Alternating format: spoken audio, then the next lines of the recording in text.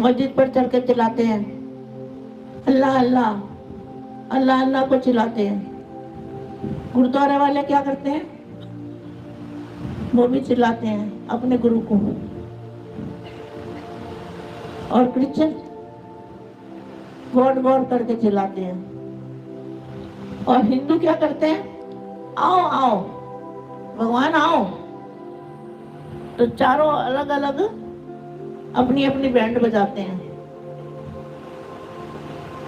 जब फरिश्ते बन जाओगे तो क्या होगा? सब क्या कहेंगे? एक ही है, सबका बाप एक है, सभी का बाप एक है, दो बाप नहीं हो सकते। तो चारों धर्म वाले जो भी है सब कहेंगे एक ही है, एक ही है और यही है, यही है।